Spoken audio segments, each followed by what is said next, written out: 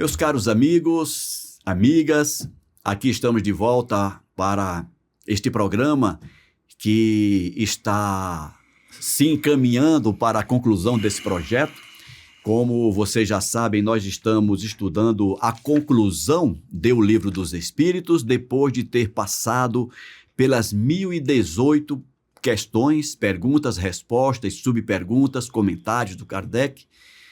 E, enfim, estamos concluindo o estudo deste livro. Hoje, nós vamos ler e comentar o item 8 da conclusão, mas depois da nossa vinheta. Até já. Começa agora o programa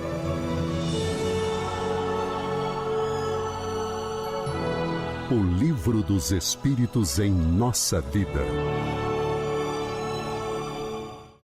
Caro Alcir, seja bem-vindo, meu amigo. Obrigado, Ricardo. Obrigado, irmãos. Obrigado, irmãs que nos assistem pelas mídias sociais da Comunhão Espírita de Brasília.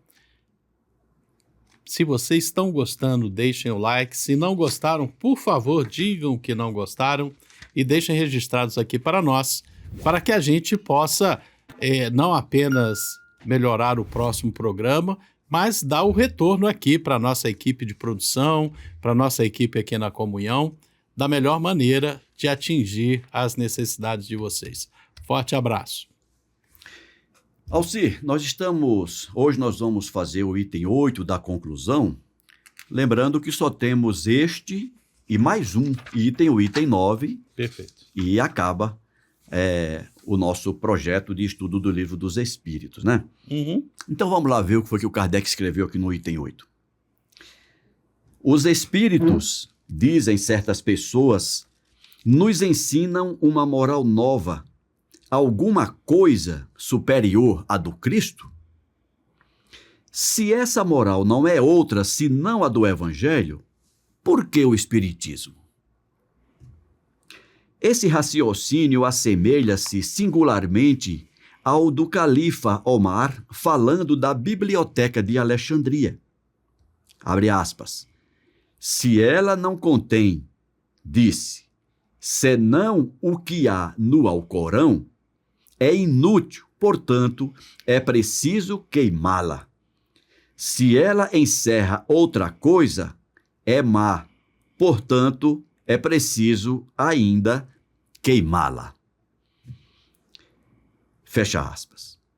Não, o Espiritismo não encerra uma moral diferente da de Jesus. Mas perguntaremos por nossa vez se antes do Cristo os homens não tinham a lei dada por Deus a Moisés. Sua doutrina não se encontra no Decálogo? Dir-se-á por isso que a moral do Cristo, que a moral de Jesus, seja inútil? Perguntaremos ainda àqueles que negam a utilidade da moral espírita porque a do Cristo é tão pouco praticada e porque estes mesmos que lhe proclamam, a justo título, a sublimidade são os primeiros a violar a primeira de suas leis, que é da caridade universal. Os Espíritos vêm não somente confirmá-la, mas nos mostram sua utilidade prática. Eles tornam inteligíveis e patentes verdades que não haviam sido ensinadas senão sob a forma alegórica. E ao lado da moral, vem definir os problemas mais abstratos da psicologia. Olha, esse parágrafo é tão bom que a gente tem que parar um pouquinho. Sem dúvida. Eu pensei que você ia parar antes. Não, mas é que eu queria fechar o parágrafo. Excelente. Esta semana que passou, eu li um texto. João Moutinho, não sei se tu conhece o autor. Ele tem uma coleção, são 4 livros, que lê, cita e interpreta textos do Evangelho e da Bíblia, de uma maneira geral, à luz da doutrina espírita. O texto que eu estava lendo esta semana, por exemplo, é um texto de Salmos. Ou seja, primeira revelação. Exatamente. Vós sois deuses. É interessantíssimo, porque isso está num salmo, não é um dos salmos davídicos, mas é um salmo. Eu não vou chutar o número aqui, mas peraí, os judeus já tinham essa frase dentro da Bíblia deles? Ora, vós sois deuses. E o texto é interpretado por Emmanuel, citado pelo João Moutinho, no sentido de dizer que nas palavras do Cristo ele falou que ele era filho de Deus. E os judeus queriam apedrejá-lo, né? Como é que você é filho de Deus? Vou enfiar pedra em você, você é blasfemo. Como assim? Né? E o Jesus respondeu, vem cá, mas não sou eu que disse. Isso já está na nossa lei. Já está lá no livro de Salmos. Se nós temos em nós a partícula divina, nós fazemos parte de Deus. E dessa forma somos deuses. Isso já está lá escrito. E é por isso que eu falo que eu sou filho de Deus. Não estou inventando nada. Eu não estou inventando nada. E Emmanuel transparece isso com muita propriedade. Citado, mais uma vez digo, pelo João Moutinho. Ora bolas, tem um texto que é da primeira revelação. Vós sois deuses. Ele está na segunda revelação, explicado por Jesus. Ora bolas, nós fazemos parte da substância de Deus, nós somos filhos de Deus. E acaba por aí? Não. A doutrina espírita vem e diz, olha, você vive várias encarnações. Para que você deixe transparecer externamente a divindade que você tem dentro de você. E só pela reencarnação, que é confirmada e deixada em destaque pela terceira revelação, que nós vamos ter isso. Então, sim, o Espiritismo não traz nada de novo. Por exemplo, aqui acabei de dar um exemplo de uma coisa que está desde a primeira revelação. E que foi confirmado na segunda. E que o Espiritismo dá ainda maior colorido, maior força, maior destaque. Né? É verdade. Então a gente está, assim, ampliando o entendimento daquilo que está na Bíblia, sei lá, 4.000 anos? E eu ainda arrisco... 2.000 anos antes de Jesus? Enfim, isso. Estava escrito lá. Estava lá. E eu me arrisco a dizer que se a gente for pesquisar um pouquinho mais... Vai encontrar mais coisas. Vai encostar mais coisas. Ali para a banda dos Sumérios, se você for buscar aquilo ali... Porque aquilo que o Espiritismo nos ensina, né? A sabedoria que nós estamos tentando aprender é de Deus. Deus derrama a mão cheias desde sempre. Desde sempre. Né? Não é, nada é privativo do Espiritismo, nada foi criado pelo Kardec, e ele diz isso em várias oportunidades. O Kardec não criou nada, ele apenas organizou informações que estavam esparsas e as enquadrou num conjunto de valores morais que era do Cristo. Então, ele alinhou o conjunto de valores do Espiritismo com o que é do Cristo e trouxe a codificação espírita. Ou seja, o que o Kardec fez foi facilitar para nós a compreensão da primeira revelação, talvez, da segunda revelação, com certeza. A terceira revelação, eu acredito que tem esse papel de facilitar a nossa compreensão. Porque nós, da terceira revelação, somos os mais teimosos e os mais burrinhos. Se a gente está na terceira, é porque já passamos pela primeira, já passamos pela segunda. E continuamos insistindo no erro. E não aprendemos ainda, Almeida. É verdade. Rapaz, você agora me lembrou, eu falei uma coisa parecida num conjunto de amigos espíritas e quase fui apedrejado, né? Quase. É verdade, essa. Porque tem espírita que acha que o fato de ser espírita dar a ele, a nós... Eu sou mais aperfeiçoado. Eu sou o mais bonzinho. Meu amigo, é o contrário, você é repetente 3 vezes. Se você ainda está aqui é porque você não aprendeu a primeira e a segunda. Isso. Continuando. Mas tudo isso para falar do primeiro parágrafo, mas ainda temos mais 2. Ainda 3. Tem mais... Continuando. Jesus veio mostrar aos homens o caminho do verdadeiro bem. Porque Deus, que o havia enviado para lembrar sua lei esquecida, A primeira. porque Deus que o havia enviado para lembrar sua lei esquecida. Ah, entendi o seu comentário. Eu pensei que tinha lido errado. Não, leu correto. A sua lei esquecida, que é a primeira. Sim. Tá certo.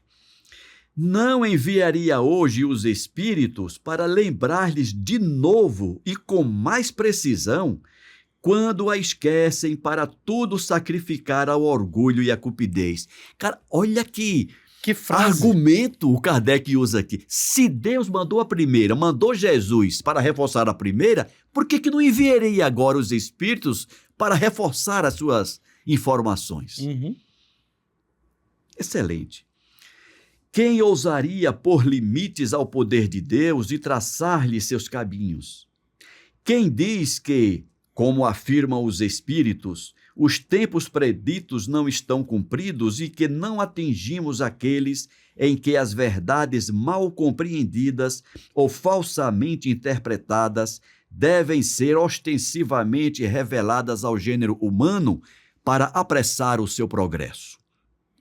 Não há alguma coisa de providencial nessas manifestações que se produzem simultaneamente sobre todos os pontos do globo? Não é um só homem, um profeta, que vem nos advertir. É a luz que surgiu de toda parte e de todo o mundo novo que se desenrola aos nossos olhos.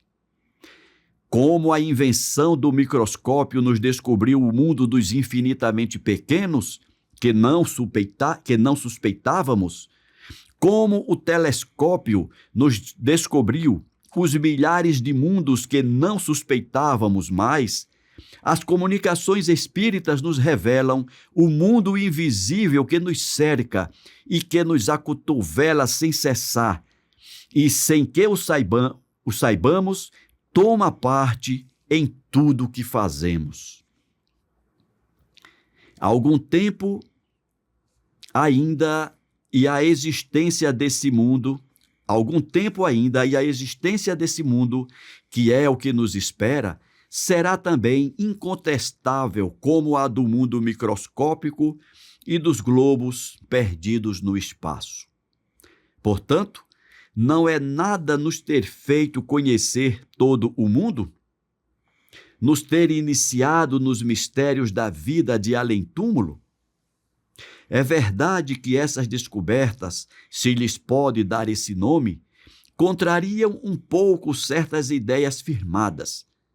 Mas todas as grandes descobertas científicas igualmente não modificaram, transtornaram mesmo as ideias mais acreditadas, e não foi necessário que o nosso amor próprio se curvasse diante da evidência?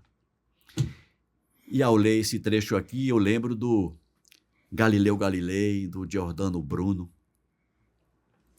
no que se refere ao sistema heliocêntrico e geocêntrico, né? Quantas cabeças precisaram rolar para que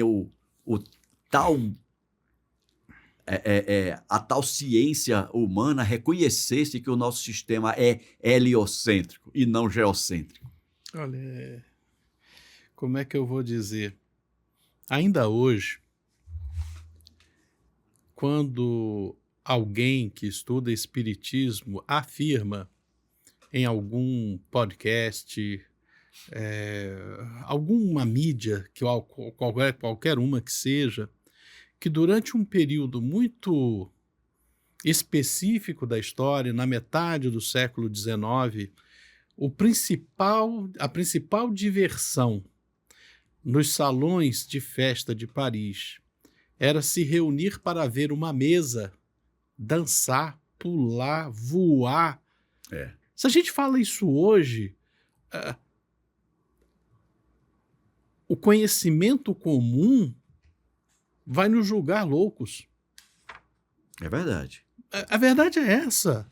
Se alguém vira e fala, peraí, Mas ali em 1850, 1852, 1853 e começou em 1849 nos Estados Unidos com os fenômenos das irmãs Fox. Caramba! A gente fala isso hoje. Não, você está inventando. Isso aí é conversa. Isso aí os espíritas ficam dizendo para explicar aí, para tentar, mas isso aí é enganação. Não. É fato histórico. É fato histórico, exato. É um fato histórico que isso aconteceu. E parou de acontecer. Né? As tábuas de Ouija começaram ali. Né? Para quem não sabe o que é uma tábua de Ouija, Ouija, oui em francês, já em alemão. É sim. Né? Oui com já, Ouija. Né? Que o pessoal começou e se transformou na brincadeira do copo. Exatamente. Que algumas pessoas ainda fazem. Não recomendamos. Mas eram coisas que aconteciam de maneira ostensiva na sociedade parisiense. É um fato histórico que as pessoas insistem em esconder. Por que se esconde isso? Né?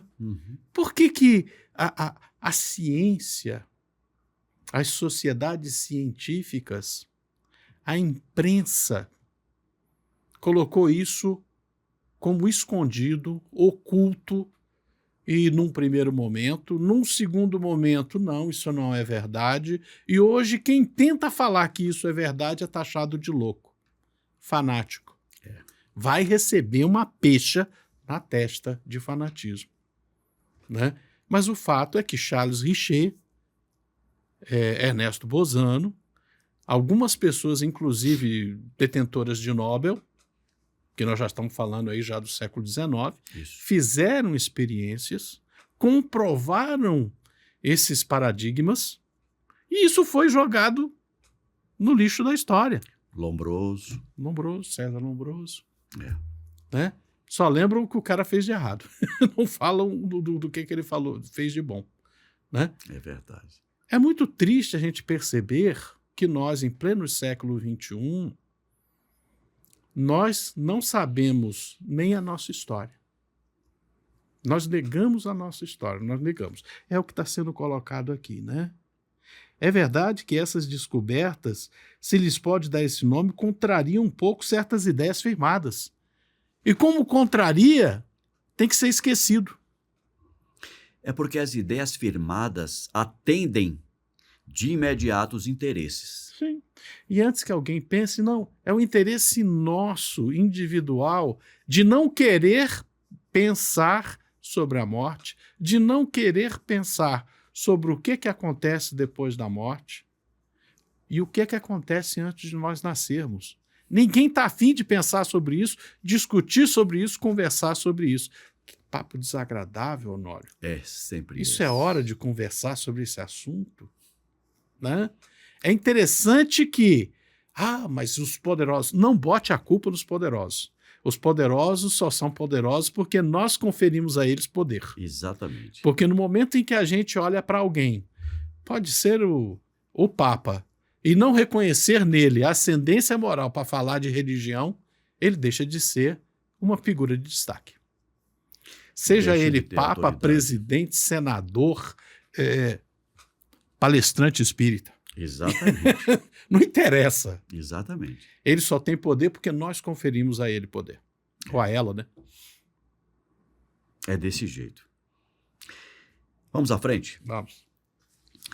Ocorrerá o mesmo com respeito ao espiritismo e dentro em pouco ele terá direito de cidadania entre os conhecimentos humanos. Interessante que não foi conferida ainda essa autoridade de cidadania dentro dos ramos da ciência. É verdade. E mesmo dentro do ramo das religiões, você vê que a gente, os espíritas, ainda somos, eu diria, desconsiderados ou não reconhecidos. Ainda somos uma pequena comunidade. Tudo bem. Aí... Né? Só para dizer que aquilo que o Kardec previu que aconteceria com o Espiritismo, não chegou lá ainda. Mas Ainda. o que são 200 anos? É aquela coisa, sempre que alguém coloca isso, nós estamos aí em 170, né? Exatamente. Estamos em 170. O que era a doutrina cristã no final do século III, início do século IV? Nada. Nada, no máximo uma seita de malucos. Uma seita de judeus que tinha chegado em Roma. E só isso. Né? No ano 205, 210, não era mais do que isso. Exatamente, exatamente. A partir do ano 300 e alguma coisa, depois do concílio, é quando começou ali. Sim, depois do Édipo de Milão, aí começa a mudar a história. Né? Então, estamos a caminho ainda. É muito pouco tempo. Se fosse uma semente, eu diria que ainda está germinando. Tá botando uma não folhinha despontou aqui ainda. ali. Não, ainda não. Não despontou ainda. As comunicações com os seres de além-túmulo tiveram por resultado nos fazer compreender a vida futura, de nos fazer vê-la, de admitirmos as penas e os gozos que nela nos esperam segundo nossos méritos, e por isso mesmo de reconduzir ao espiritualismo aqueles que não viam em nós senão a matéria, uma máquina organizada. Pois é, né? Ainda hoje a medicina percebe, a corrente majoritária da medicina compreende a mente como um produto do corpo e não o corpo como um produto da mente. Só isso aí a gente podia ficar 2 horas conversando, mas vamos lá, vamos continuar. Verdade. Por isso tivemos razão em dizer que o Espiritismo matou o materialismo pelos fatos. Eu só discordo do tempo do verbo, mas vamos lá.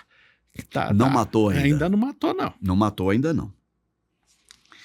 Não tivesse produzido senão esse resultado e a sociedade lhe deveria reconhecimento. Mas ele faz mais. Mostra os inevitáveis efeitos do mal e, por conseguinte, a necessidade do bem.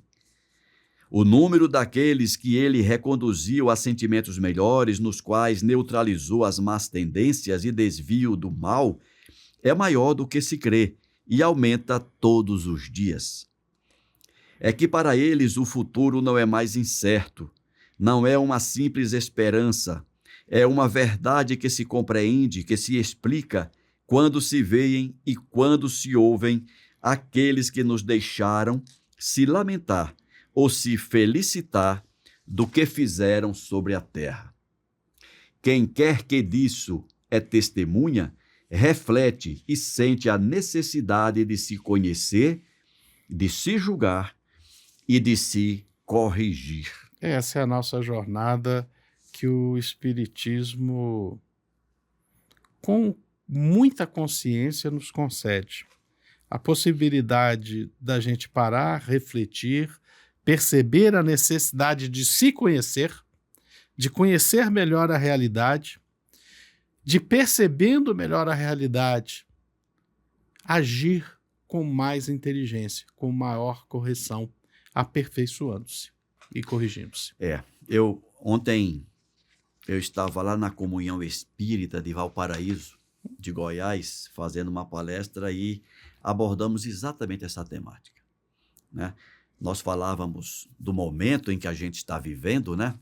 Nós estamos gravando esse programa na semana das comemorações natalinas. Eu acho que ele vai ao ar uma semana depois, não sei. Mas falávamos disso, da necessidade de, neste momento de comemorações natalinas, se refletir sobre isso. Vem cá, qual o valor dessas comemorações? O que eu ofereço, o que eu tenho a oferecer em termos de renovação, em termos de autotransformação? E é essa a proposta espírita, como o Kardec acabou de dizer e você ratificou. Uma proposta de autoconhecimento para a autorrenovação. Autotransformação. Só assim que a gente consegue perceber o valor da doutrina espírita. Da doutrina espírita na nossa vida. E só para fechar, ainda temos ali um minutinho. Temos. Eu acho que a grande mensagem da doutrina espírita é essa. Olha, você ainda não sabe tudo. Pelo contrário, você sabe muito pouco. Nós estamos abrindo mais um pedacinho da realidade, tirando o véu de mais um pedacinho. Eu, pessoalmente, não acredito que todos os véus tenham sido retirados. Que é isso? A gente sabe muito pouco. Mas está sendo retirado. E o mais importante que a doutrina espírita te diz é: você é responsável por você mesmo. Tu és Deus. Tu és parte de Deus. Uma fagulha de Deus. Tu és uma partícula divina manifesta na carne. Você é responsável pelo seu destino. Você constrói a sua jornada. Existe uma lei. Cada vez que você desrespeita essa lei, você entra em desequilíbrio com a criação. E como você está em desequilíbrio, você sofre. Mas é uma decisão tua. É você que vai se corrigir. Não é o Cristo que vai vir aqui se manifestar fisicamente e transformar o seu interior. Não é. O livre-arbítrio não permite que seja assim. É você que vai se construir. É você que vai se reformar. O que ele tinha que fazer, ele já fez. Já fez. Mostrou o caminho, deu a dica, definiu as regras, Apresentou, mostrou o caminho. como diz outro, reapresentou as regras. É verdade. Porque desde a primeira revelação a gente tem conhecimento das regras. Ele veio e provou: existe uma vida além dessa. Continue. Tá com a gente. Tá com a gente. Alci, vamos parar por aqui. No próximo programa, a gente dar continuidade e quando faremos o comentário do item 9 dessa conclusão. Muito obrigado pela companhia e até o próximo programa, meu amigo. Obrigado, Ricardo. Obrigado a cada um de vocês. Espero que tenham gostado. Se não gostaram, digam que não gostaram. Mas, acima de tudo, peguem o Livro dos Espíritos e estudem pessoalmente, individualmente. Vejam o que esse livro tem a ensinar e o que você tem a aprender com ele. Forte abraço. Até lá.